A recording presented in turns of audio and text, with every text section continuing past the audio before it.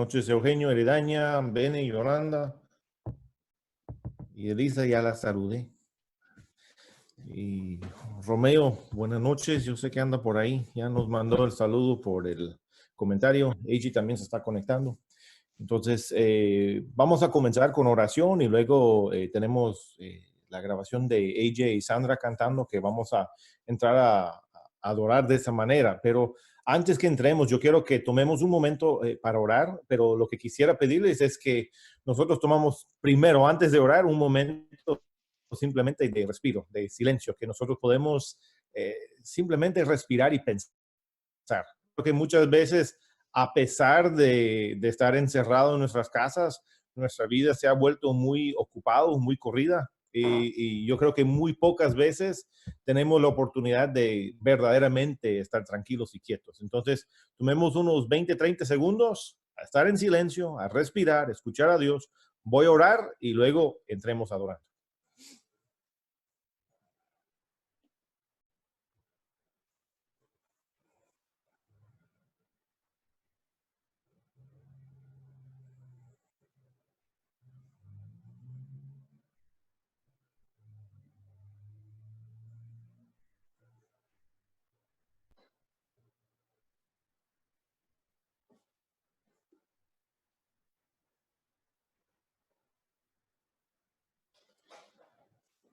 Padre, nosotros te damos gracias por esta noche y te damos gracias por la oportunidad que nosotros podemos entrar a tu presencia, que podemos simplemente ponernos quietos delante de ti, que podemos parar todo lo demás, que podemos detener lo que nuestra mente quiere hacer, que quiere distraernos, que la vida nos quiere distraer y podemos poner nuestra mirada y nuestro enfoque en ti. Te damos gracias que podemos entrar en tu presencia, que podemos entrar a tus actos, que podemos disfrutar de todas las bondades que tú tienes preparado para nosotros esta noche. Te damos gracias y abrimos nuestro corazón, nuestra mente y nuestros ojos. En el nombre de Jesús. Amén. Pues ahora adoremos con una canción de parte de AJ y Sandra que está grabada.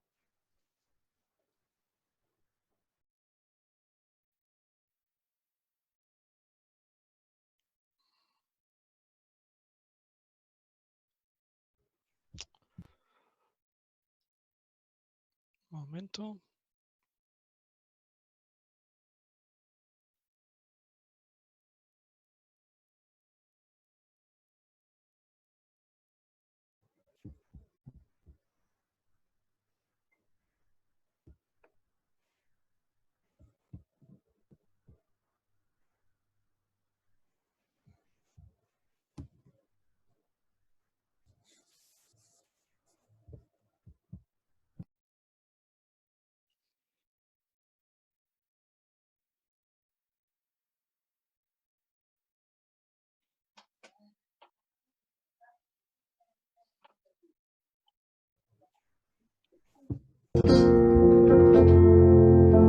Él vio mi condición, no era nadie, me hizo uno de su pueblo, leal sacerdocio escogido por él es mi Padre y yo su hija.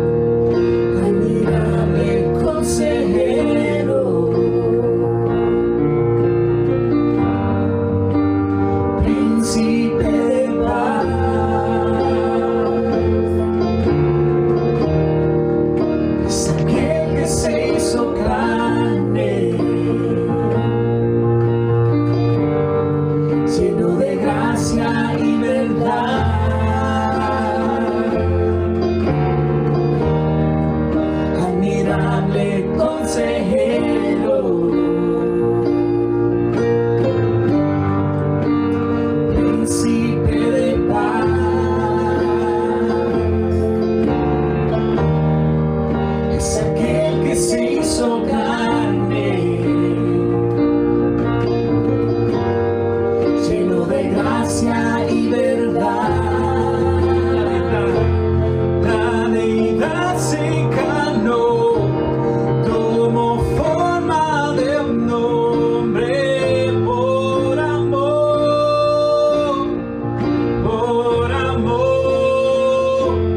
caminó en humildad, en obediencia sufrió por amor,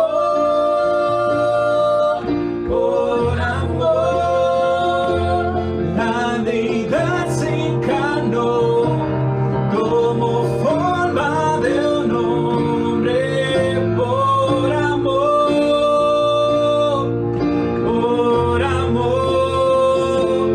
camino en humildad y en obediencia sufrió por amor,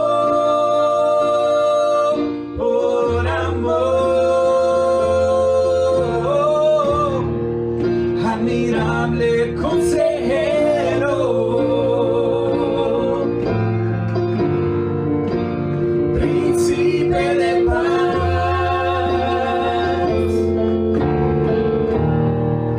es aquel que se hizo carne, lleno de gracia y verdad.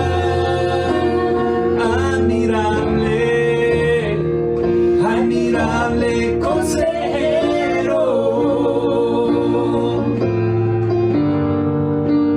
príncipe de paz,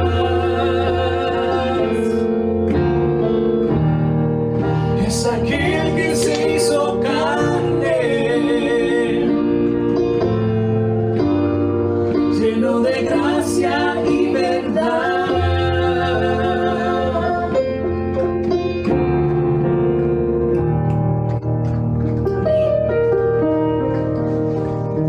Señor lo bendiga.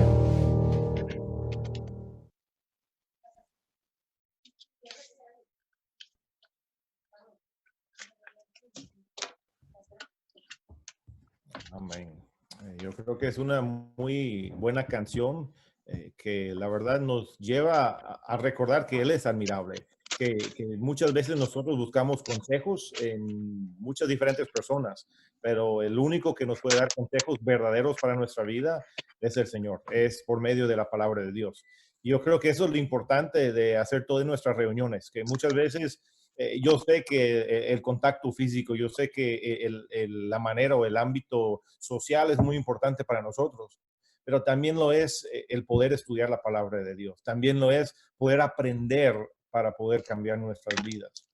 Y hoy yo mientras me estaba preparando, estaba pensando en cómo que nuestras vidas muchas veces después de ya 8 semanas estar encerrado en casa, cuántos nuestros carros a veces, al no arrancarlos, al no andarlos por 8 semanas, empieza a dar problemas, que a veces ya no podemos, ya no funcionan como deberían de funcionar, sino que ya empiezan ya la batería ya no sirve, incluso las llantas se empiezan a podrir si no están dando vuelta. Y yo creo que de la misma manera nuestras propias vidas, al estar encerrados ya 8 semanas, hay cosas en nuestras vidas que ya no hemos estado viendo. Y yo quiero empezar en 1 Tesalonicenses, capítulo 5, verso 23. Y es un verso que la verdad no creo que va a dar mucha luz hacia nuestra vida, pero es bueno empezar acá. Y dice que Dios mismo, el Dios de paz, lo santifique por completo y conserve todo su ser, espíritu, alma y cuerpo, irreprochable para la venida de nuestro Señor Jesucristo. Y yo creo que el punto de salida, el punto de arranque es eso, que nosotros somos 3 en 1, que nosotros somos espíritu, alma y cuerpo. Y yo creo que hablando de esa forma, yo creo que nuestro espíritu nosotros entendemos en lo que dice en Romanos capítulo 10, verso 17, que la fe viene por el oír y por oír la palabra de Dios. Y por eso estamos en reuniones como estas, que estamos tratando de aumentar nuestra fe, que estamos tratando de cuidar de cierta manera nuestro espíritu para que puede crecer, para que puede ejercitarse. Nuestro cuerpo, de hecho, voy a leer primero de Timoteo, si lo encuentro rápido, capítulo 4, verso 8. Dice así: Pues aunque el ejercicio físico trae algún provecho, la piedad es útil para todo, ya que incluye una promesa no solo para la vida presente, sino también para la venidera.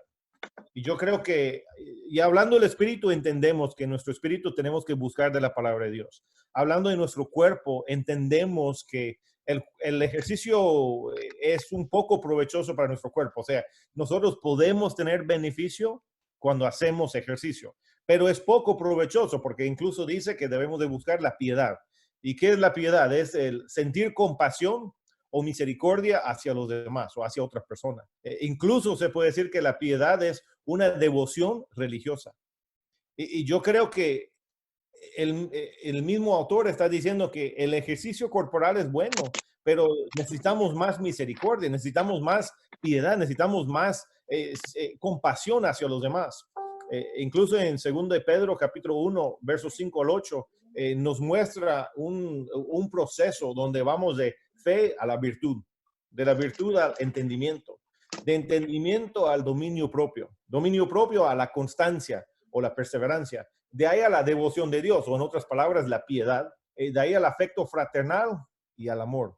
Y yo creo que muchas veces entendemos la fe, entendemos lo que es la fe, entendemos que la fe viene por oír la palabra de Dios. Y nosotros queremos llegar hacia el amor, pero todo eso de en medio como que no le entendemos tanto, no le ponemos tanta importancia. A veces incluso creemos que podemos llegar desde la fe hacia el amor sin hacer el resto de esas cosas en el camino. Y yo creo que la piedad es muy importante para eso. Yo creo que la misericordia, la devoción hacia Dios es muy importante. Y estamos hablando entre el espíritu y el cuerpo, pero la verdad, el punto principal creo que es el alma. En 1 de Pedro, capítulo 2, verso 11, si quieren, búsquenlo. Vamos a tener un poquito más, ¿no? 1 de Pedro, capítulo 2.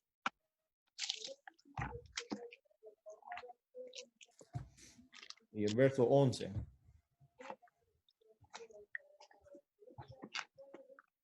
Y yo voy a leer dos diferentes traducciones. Entonces, primero de la Nueva Versión Internacional, que dice: queridos hermanos, les ruego como extranjeros y peregrinos en este mundo que se aparten de los deseos pecaminosos que combaten contra la vida. En otra traducción, que es la traducción lenguaje actual, dice de esta manera: amados hermanos en Cristo, les hablo como si ustedes fueran extranjeros y estuvieran de paso por este mundo. No hagan nada que obedezca a sus malos deseos, pues esos deseos los llevarán a la perdición.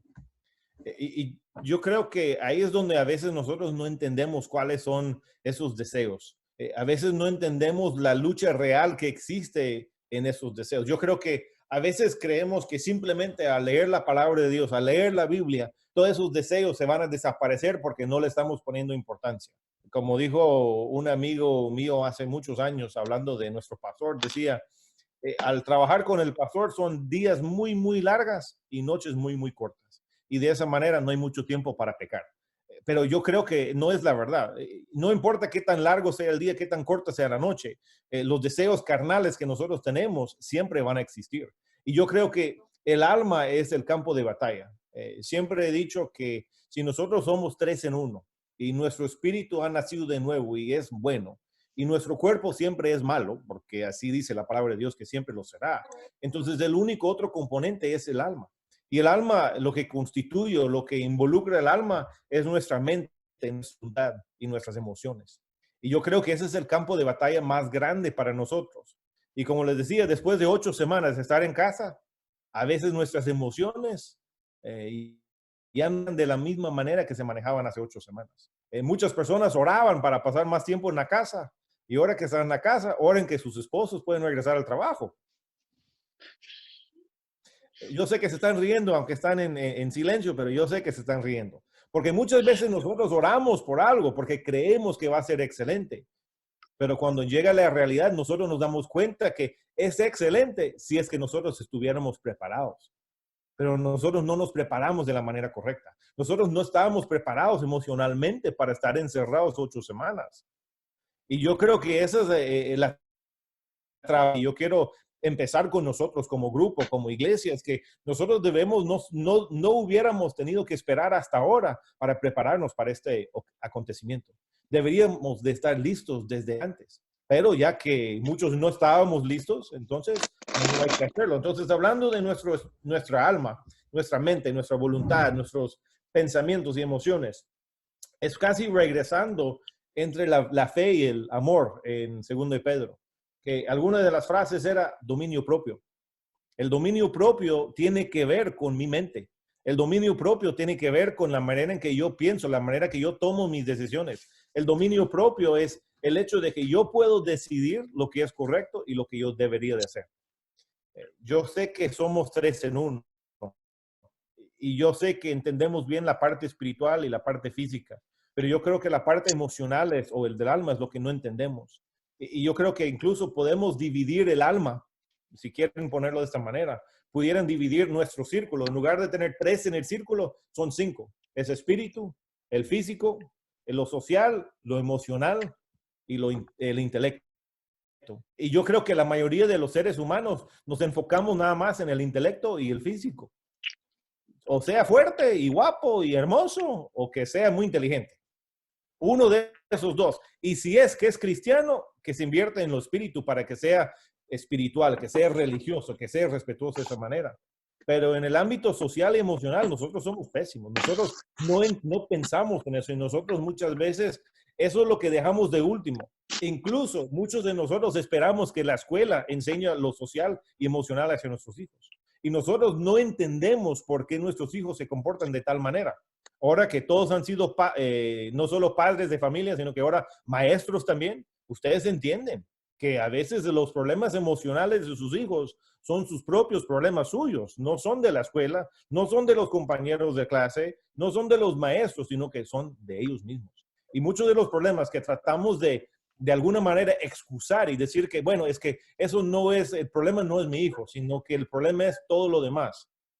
Pues ahora estamos dándonos cuenta que la verdad somos nosotros, los papás, las mamás, que nosotros hemos sido el problema.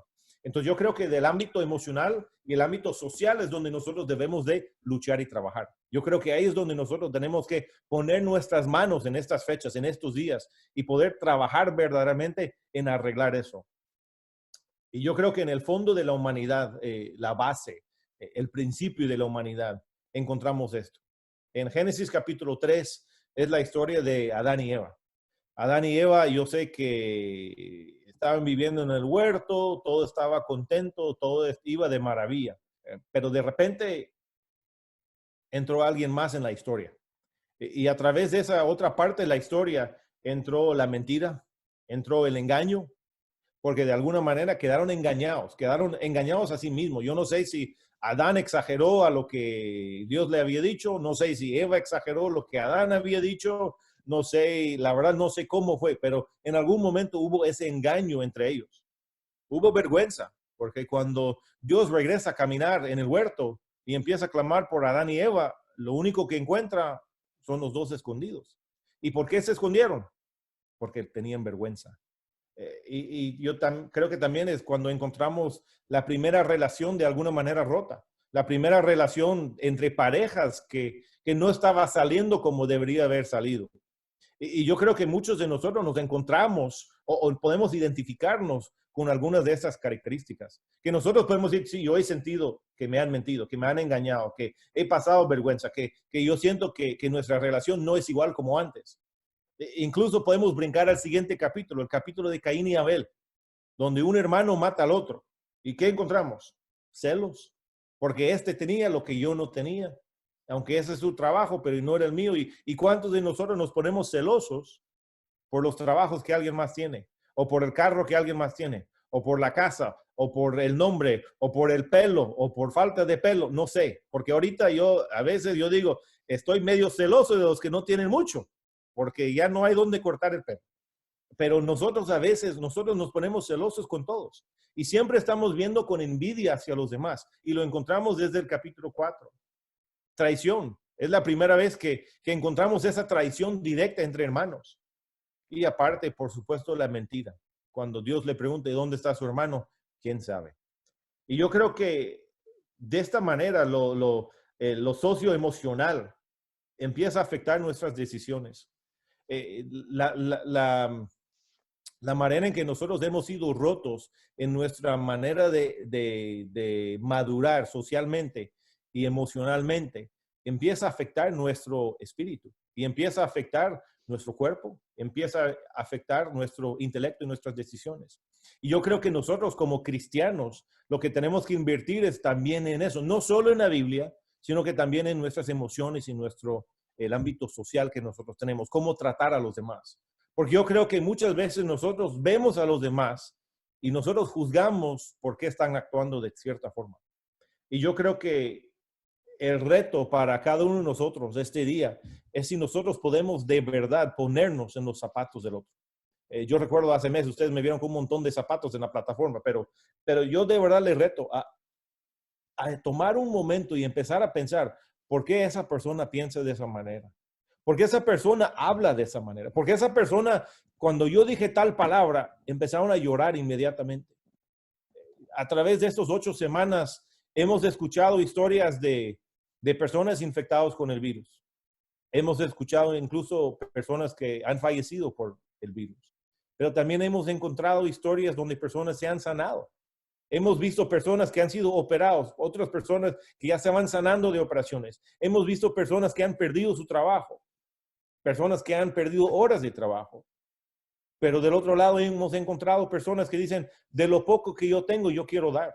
Y yo creo que esa es la manera en que nosotros tenemos que trabajar como cristianos, como seguidores de Cristo. Es ver cómo está pasando la otra persona, cómo puedo ponerme en sus zapatos para entender su dolor, para tener compasión, para tener misericordia y para trabajar de verdad en la piedad. Porque esa es la única forma en que nosotros podemos trabajar en la piedad. Es simplemente entendiendo cómo está viviendo la otra persona. Cuando yo me pongo a leer los mensajes que a veces recibimos, que otra persona que salió con esto y otra persona con el otro, y claro que nosotros seguiremos orando y nosotros sabemos que Dios es un Dios de milagros, sabemos que Dios es el único que da vida y Él jamás quita la vida, Él jamás pone enfermedades, porque Juan 10:10 dice que Jesús vino a dar vida en abundancia, el ladrón vino a robar, matar y destruir. Entonces nosotros sabemos eso y seguiremos orando y seguiremos creyendo, seguiremos declarando eso. Pero en el momento de recibir esos mensajes, lo único que nos puede dar es tristeza. Porque cuando yo me pongo en los zapatos de esa persona que me escribe ese mensaje, que me llama por teléfono y me comenta, lo único que me queda es llorar. Porque yo quiero tener el mismo dolor que ellos tengan. Yo quiero poder sentir lo que ellos sienten. Porque yo creo que eso es lo que hizo Jesús. Yo creo que Jesús, a pesar de todo lo que él sabía que iba a pasar, aún sabiendo que iba a pasar por todas las enfermedades, todos los dolores nuestros, todas las traiciones y entender todas las mentiras que íbamos a decir nosotros a través de nuestra vida. E incluso él dijo, yo voy a la cruz por ellos. Y yo creo que ahí es donde yo me quiero encontrar. Yo quiero encontrarme en ese lugar donde yo puedo decir, no importa las circunstancias, no importa las situaciones, no importa lo que están haciendo los demás, yo me pongo en sus zapatos para entender, para tener más compasión con ellos. Porque no importa lo que yo pienso de ellos, lo que importa es cómo Dios piensa de ellos. Y yo creo que Mateo capítulo 7, en el verso 12, lo voy a leer, que yo creo que es el verso que nosotros, muchos lo sabemos o sabemos otra manera de decirlo, pero en Mateo capítulo 7, verso 12 dice, así que en todo, traten ustedes a los demás tal y como quieren que ellos los traten a ustedes. De hecho, esta es la ley y los profetas. Yo sé que muchos de nosotros lo conocemos como la regla de oro, la regla dorada, que es haz a los demás como quieren que nos hagan, que nos tratan. Pero nosotros muchas veces no vivimos de esa manera. Y yo creo que a través de este momento, estas 8 semanas, hemos empezado a ver que podemos vivir de esa manera. Pero lo que es necesario es tomar ese momento, tomar la decisión de desarrollar y madurar mi lado social, de desarrollar y madurar mi lado emocional, para poder entender que no solo se trata de mí, sino que se trata de todos los demás. En todo esto, hemos siempre dicho, estamos en esto juntos, que juntos lo pasaremos. Pero qué triste es ver que algunos aún no están juntos en esto, que aún están pensando solo en lo suyo y solo en lo que les conviene. Entonces yo les reto esta noche, cuando terminemos, que no voy a hablar por mucho más, que nosotros tomamos un momento y que nosotros oremos de verdad, que oremos por los demás, pero como ellos quisieran que oráramos por ellos.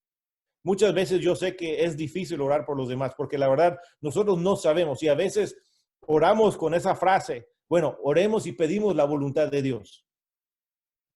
A mí nunca me ha gustado esa frase y les digo por qué. Porque el que ora para que se cumpla la voluntad de Dios es aquel que no conoce la voluntad de Dios. Y aquí yo conozco la voluntad de Dios. Dios siempre quiere lo mejor para nosotros. Dios siempre quiere lo bueno, la perfección. Eso es lo que Dios quiere para nosotros.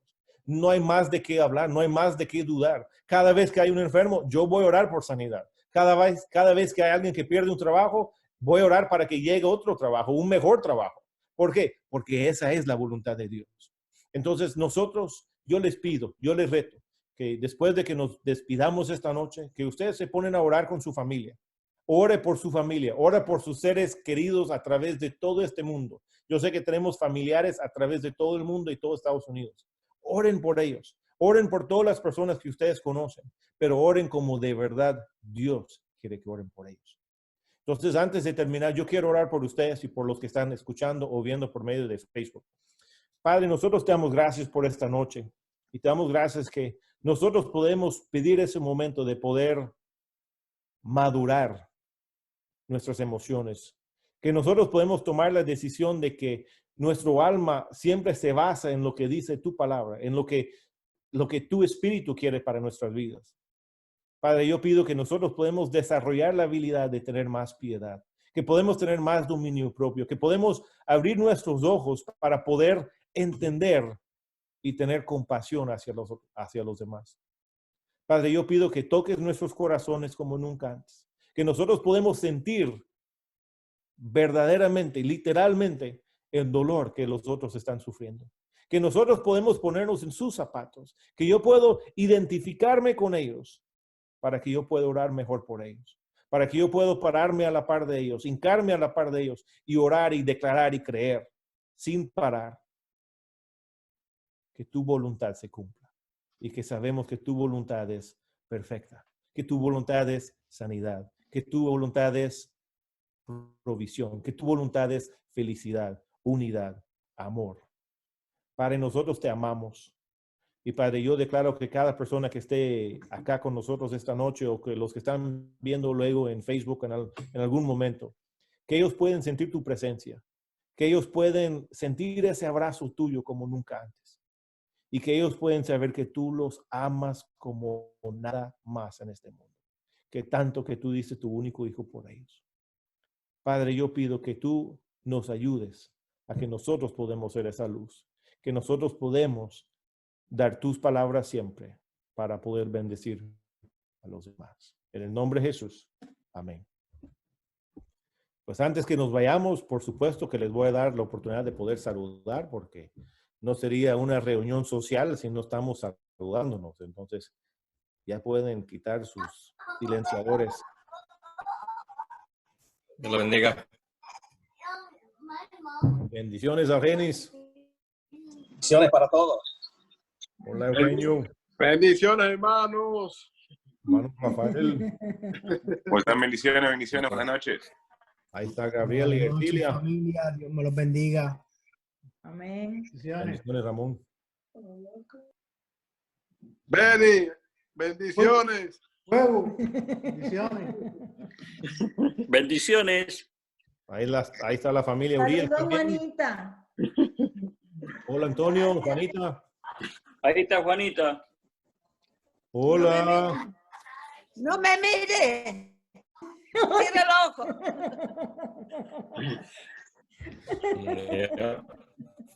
Bendiciones, mis hermanos. Ya saben que el viernes tenemos una invitada especial.